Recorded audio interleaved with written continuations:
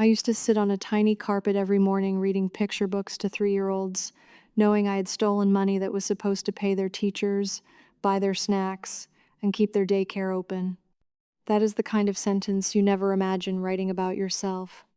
I didn't start by stealing. I started with a free casino bonus. No deposit required, no risk, just free spins. That free bonus eventually cost me $41,000, my job, my aunt, my future, and the last decent version of myself. My name is Claire. I'm 32 years old, and this happened in New York. I worked at a small daycare in Queens. It wasn't a fancy place with glass walls and expensive tuition like you see in Manhattan.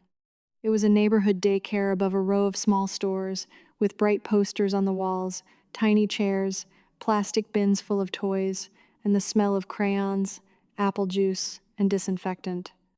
I started there as a childcare assistant when I was 26. At first, my job was simple: help with the kids, clean up after lunch, change pull-ups, sing songs, stop toddlers from biting each other, comfort them when they cried for their moms. I was good with children. That's another part that makes this hard to say. I wasn't pretending to care. I did care.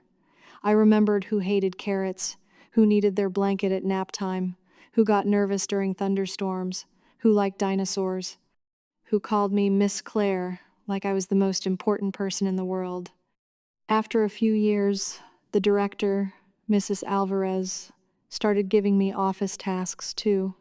Parent payments, supply orders, staff timesheets, tuition reminders, petty cash, invoices, little things at first. She was older and not great with online banking, so I became the person who helped keep the business side organized. By the time everything fell apart, I was basically half childcare worker, half office administrator. That meant I had access. Not unlimited access, not some movie-level access, but enough. I lived alone in a small studio apartment in Astoria that ate most of my paycheck. I didn't have a boyfriend. I didn't have kids. My parents were both gone by then, and I wasn't close with most of my extended family. The only person I really had was my Aunt Ruth. She was 79 and lived in a small co-op apartment in Queens that she had bought decades earlier, back when regular people could still do that without selling a kidney. She was stubborn, sharp, and mean in that old New York way where love came wrapped in criticism. She had no children. I helped her with groceries, doctor appointments, laundry, pharmacy runs, bills, and cleaning. I told people I did it because she was family. That was only partly true. The uglier truth is that Aunt Ruth had told me more than once that when she died, the apartment would be mine. I hated how much that mattered to me. In my head, that apartment was my escape, my security, my chance to stop paying ridiculous rent for a room with a radiator that clanged like a ghost was trapped inside it. I was not living some glamorous life. I worked with children all day, took the subway home exhausted, checked on my aunt, ate whatever was cheapest, watched TV, and fell asleep with my phone in my hand. I wasn't a criminal. I wasn't a gambler. I wasn't even someone who bought scratch tickets. That's what I used to tell myself. Then one night, I clicked an ad. The ad said, "Get $300 free casino credit, no deposit needed." I remember the exact feeling it gave me. Not excitement, really. More like curiosity mixed with annoyance. New York was expensive. Groceries were expensive. My rent was stupid. My phone bill had just gone up. Aunt Ruth needed a new prescription that her insurance didn't fully cover. The daycare had been behind on small payments because 2 families were late with tuition. Everything in my life felt like someone asking for money. So when I saw free, I stopped scrolling. I told myself I wasn't risking anything. That was the hook. I signed up using my email. The casino looked bright and silly. Cartoon slots, flashing numbers, fake coins, little sounds that made even a $5 win feel like applause. I played the free credit in bed, half bored, half embarrassed. At first, I lost most of it. Then I hit a bonus round on some slot with moons and wolves. My balance jumped to $427. I actually sat up in bed. $427. That was groceries. That was my electric bill. That was Aunt Ruth's medication, and maybe a little left over. For a few minutes, I felt like I had found money on the sidewalk. Then I tried to withdraw it. That's when the rules appeared. Wagering requirements, verification, minimum deposit, bonus terms, things I didn't understand but clicked through anyway because the money felt close enough to touch. I deposited $25 of my own money. It felt harmless because I was still thinking about the $427. I lost the $25. Then I deposited $50 because I told myself I just needed to complete the requirement. I lost that too. By the end of the night, I hadn't withdrawn anything. I had lost $130 of my own money and somehow still felt like I was close to winning. That should have been the end. Instead, the emails started. Your exclusive bonus is waiting. Free spins expire tonight. Deposit $50, get $150. 1 hour only offer. I started seeing them during lunch breaks, on the subway, while sitting in Aunt Ruth's kitchen waiting for her tea kettle to boil. At first, I only played with bonuses. I convinced myself I was being smart. I wasn't gambling like other people. I was using promotions. I was hunting offers. I was finding value. That word, value, made everything sound less ugly. The first time I won real money, it was $680. I withdrew $500 successfully, and that was the worst thing that could have happened. I paid my overdue phone bill, bought groceries, took Aunt Ruth a nicer dinner than usual. She narrowed her eyes and asked, "You get a raise?" I laughed and said, "Something like that." She said, "Don't be foolish with money, Claire." I kissed her cheek and said, "I'm not." I believed that. That's what scares me now. I truly believed I was being careful. After that first withdrawal, I started thinking of the casino as backup income. Not gambling. Backup income. If I was short before payday, I played. If Aunt Ruth needed something, I played. If I felt lonely, bored, angry, tired, invisible, I played. The daycare was loud all day, but my life outside it was quiet. Too quiet. My apartment felt like a waiting room. My aunt's apartment felt like a future I was waiting for someone to die so I could inherit. I know how awful that sounds. I didn't walk around thinking, I hope Aunt Ruth dies. I loved her in my own selfish, broken way. But part of me was always counting on what came after her. That made me ashamed. And shame made me want to disappear into the slots. Online casino doesn't ask who you are. It doesn't care if you are lonely, resentful, broke, tired, or secretly hoping an old woman leaves you an apartment. It just gives you lights, sounds, and the possibility that everything can change in the next spin. I started playing at daycare, not around the kids at first, never while directly watching them. That was one of my rules. Addicts love rules because rules make you feel controlled. I played in the office while updating payments, in the staff bathroom, in the storage room while pretending to count paper towels, during nap time with the volume off and my phone brightness low. Then I started using my credit card, then a second card, then money Aunt Ruth gave me to pick up groceries. I told myself I would replace it. Sometimes I did. That made the lying feel survivable. The first time I took money from the daycare, it was $240 from petty cash. We kept a small envelope for last-minute supplies, milk, wipes, printer paper, emergency snacks, little things. I was supposed to record every receipt. I took $240 and told myself I would put it back Friday. I had a bonus offer that looked too good to waste. I lost it in 20 minutes. I spent the rest of the day helping children glue cotton balls onto paper clouds while my stomach twisted so hard I thought I might throw up. On Friday, I couldn't replace it. So I adjusted a note in the petty cash log and told myself nobody would notice. Nobody did. That was the real danger. The first theft didn't get caught, so the second one felt possible. Then the third. Then the amounts got bigger. $600 from a supply payment I delayed. $1,200 from tuition payments before they were deposited. $2,800 I moved around and told myself was just floating until the next week. The words changed as the amounts grew. I wasn't stealing. I was borrowing. I wasn't gambling. I was trying to fix the gap. I wasn't hurting the daycare. I was protecting it from finding out. At night, I would sit in Aunt Ruth's apartment after making sure she took her pills, pretending to watch old TV shows with her while playing slots on my phone under a blanket. She caught me once. "What are you always doing on that thing?" she asked. "Emails," I said. "At midnight?" "Work stuff." She looked at me for a long time.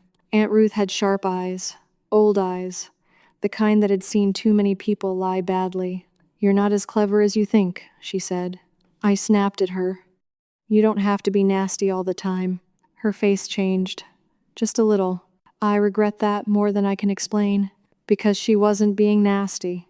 She was trying to see me. The daycare started feeling the missing money. Not dramatically at first. That would have been easier to stop. It was small problems. A supply order delayed. The cleaning company payment pushed back. A teacher asking why her direct deposit looked short because of a payroll correction I had made. Mrs. Alvarez frowning at the numbers and saying, "I don't understand. We had more than this." I would stand beside her, holding the folder, and say, "2 families are late again. I'll follow up."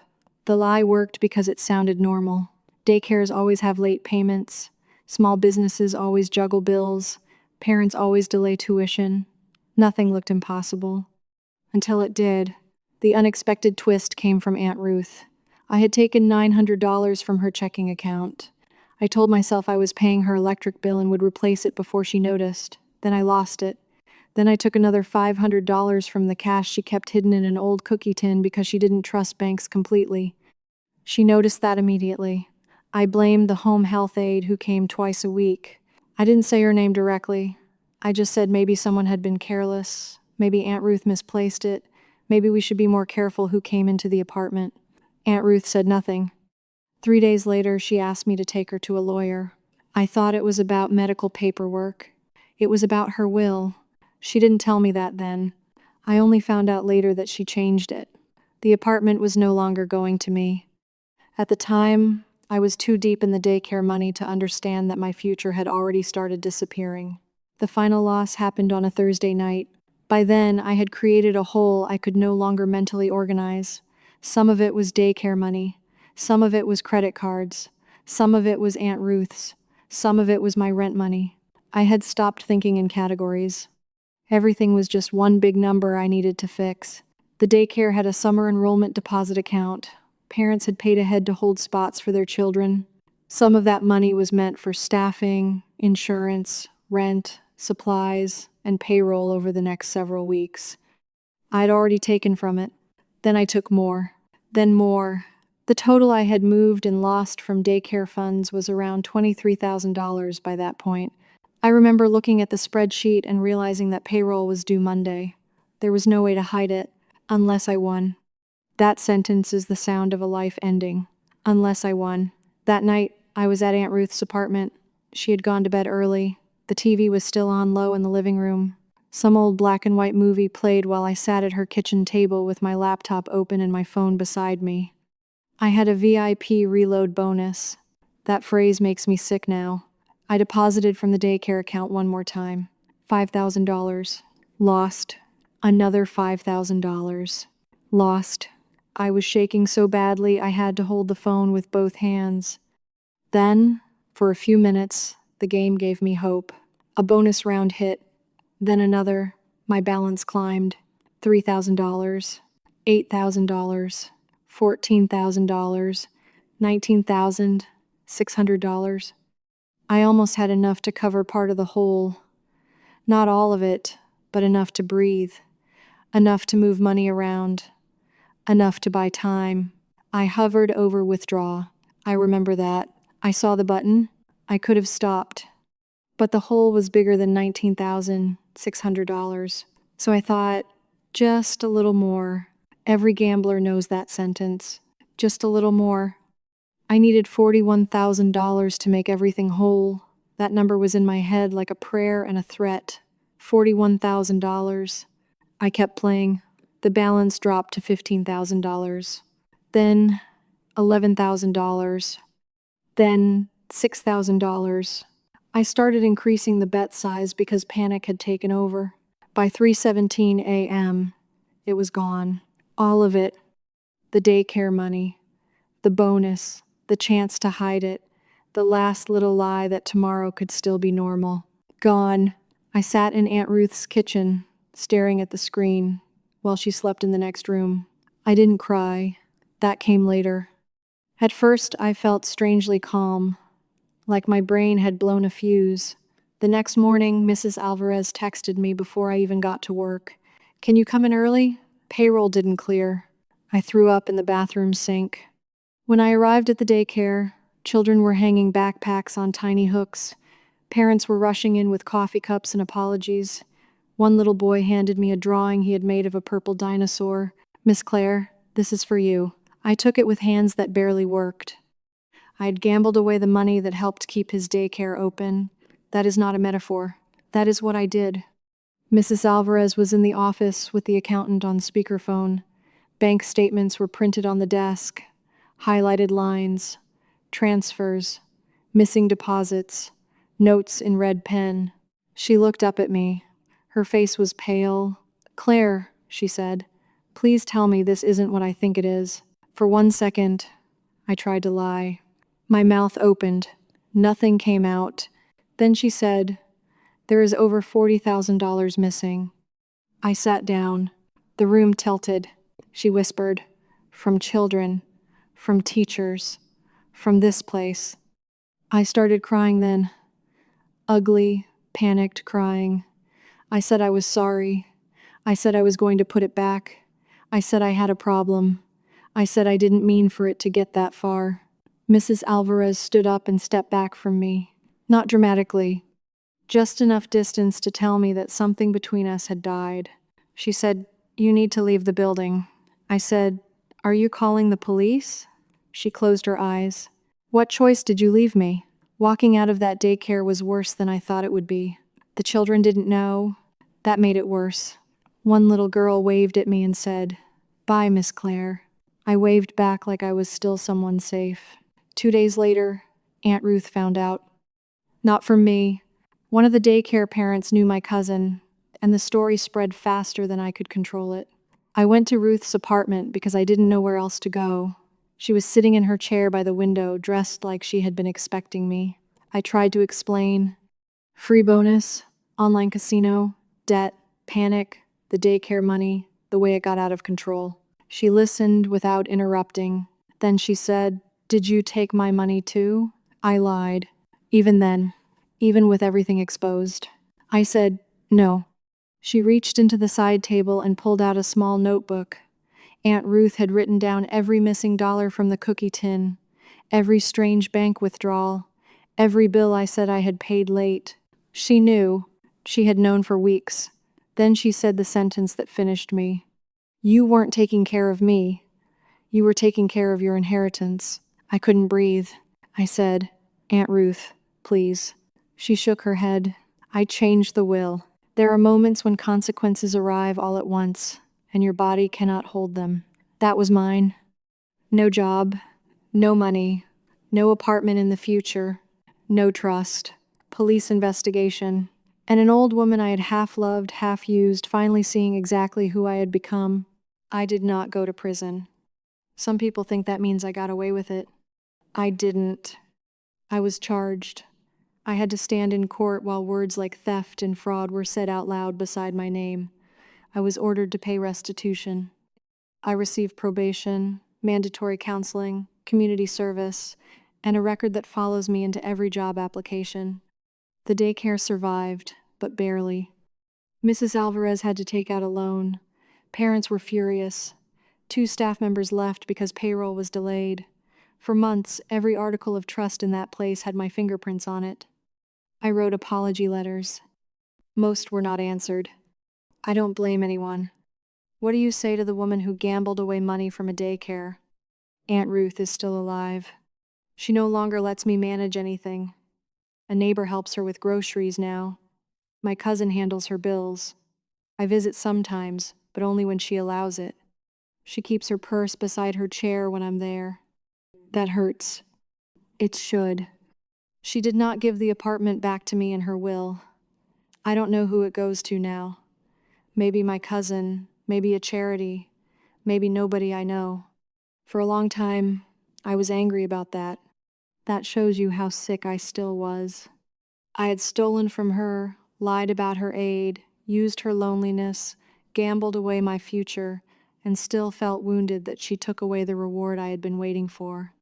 I am in a gambling treatment program now, not residential but intensive. Meetings, counseling, financial restrictions, accountability.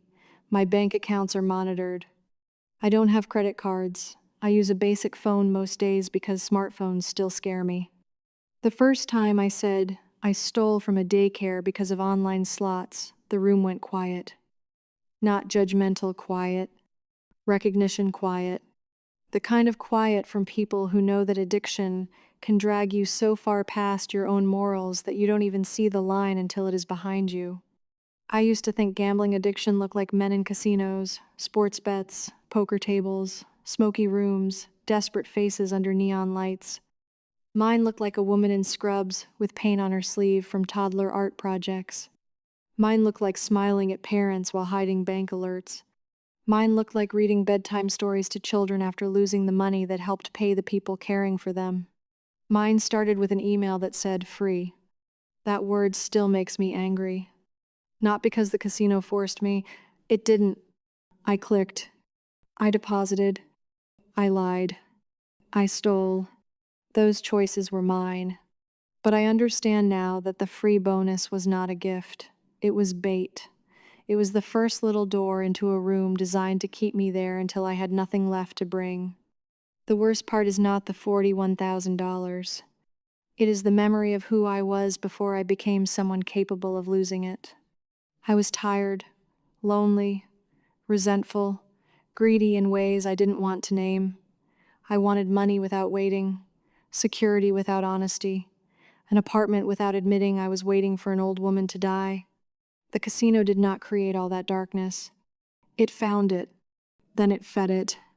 I'm writing this because if you see one of those ads and think, it's free, so it can't hurt, I need you to understand something. Free was the most expensive thing I ever accepted. It cost me my job. It cost me my aunt's trust. It cost me my future home. It cost a daycare its safety. And it cost me the ability to believe I was a good person without proving it every single day. I don't get to undo what I did. I only get to tell the truth now. And the truth is this. I didn't gamble away $41,000 because I wanted to hurt children. I gambled it away because, by the end, winning mattered more to me than who the money belonged to. That is what addiction made possible. And that is why I am terrified of the person I became for a chance at one more spin.